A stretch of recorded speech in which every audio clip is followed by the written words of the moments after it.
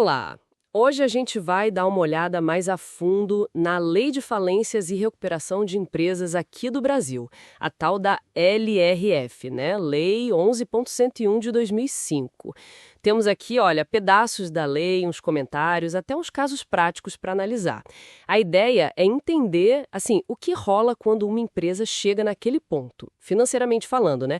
O que é falir na prática, pela lei? Quais são as consequências reais? Vamos tentar desenrolar isso. Vamos sim.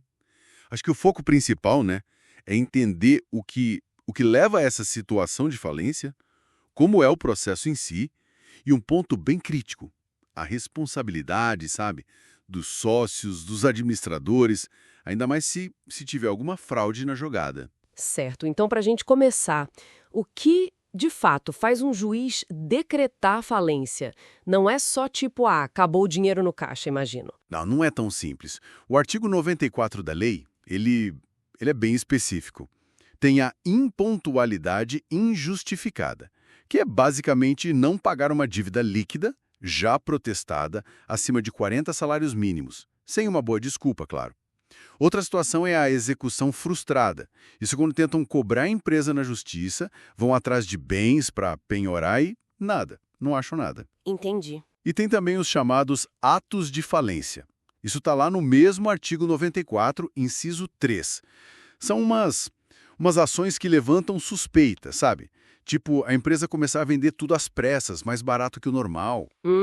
Ou transferir bens para não pagar credor, sabe? Coisa esquisita. Abandonar o escritório, dar garantias estranhas por dívidas antigas, tudo isso são sinais de alerta para a lei. Então não é só a foto do momento financeiro, mas também o filme, as ações que indicam uma tentativa de, sei lá, lesar alguém ou que a gestão está perdida. Entendi. E aí, beleza, o juiz bateu o martelo, decreta a falência. O que acontece, tipo, na hora? Olha, um efeito bem central é o que a gente chama de juízo universal. Está lá no artigo 76. Basicamente, o tribunal que cuida da falência vira verdadeiro palco principal. Quase todas as ações e cobranças contra aquela empresa vão para lá. Centraliza tudo, então. Exato. A ideia é organizar a bagunça, né? Para evitar aquela coisa de cada credor correr por fora. E busca tratar todo mundo de um jeito mais justo, mais equitativo. E, geralmente, as atividades da empresa param, como diz o artigo 99. Faz sentido. Aí é nomeado um administrador judicial. Ele está previsto lá nos artigos 22, 99 também.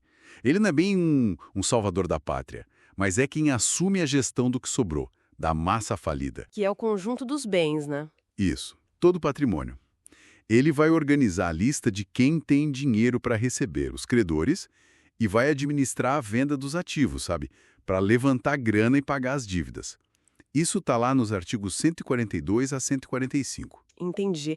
E essa grana que entra, tem uma ordem para pagar? Imagino que sim, né? Uma fila VIP, talvez? Tem sim, e é bem clara. Os artigos 83 e 84 definem essa ordem de prioridade. E olha que interessante, no topo, primeiríssimo lugar, estão os créditos trabalhistas, até um certo limite, e os de acidente de trabalho. Nossa, antes de imposto e tudo? Antes de imposto. Isso mostra uma proteção social forte na lei, né? Depois vem os créditos com garantia real, tipo uma hipoteca, mas só até o valor do bem que está garantindo. Aí sim vem os créditos tributários, os impostos. Ok. Só depois disso é que entram os quirografários, aqueles sem garantia nenhuma, e lá no fim da fila, multas, penalidades e os créditos que a lei chama de subordinados. Tá, agora a gente entra numa parte que sempre dá o que falar. E os donos? Os diretores? A empresa quebra, eles simplesmente lavam as mãos e continuam com o patrimônio pessoal intacto. Não é bem assim, né? Não é bem assim, não.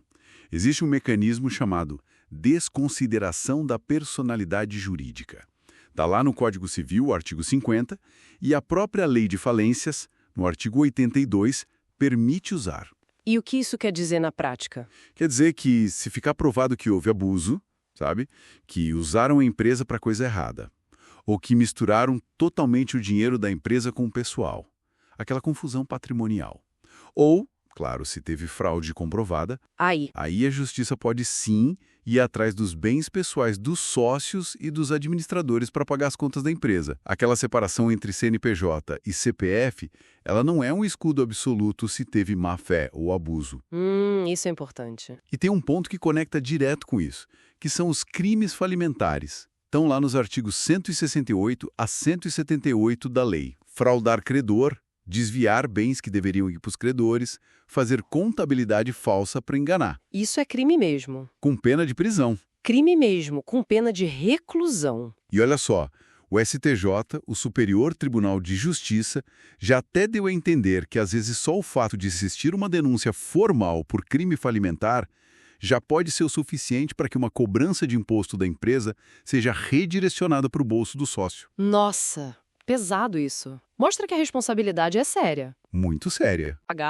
A pessoa que teve a empresa falida, ela fica marcada para sempre, com restrições? Então, existe a figura da reabilitação. Está lá nos artigos 158 a 160.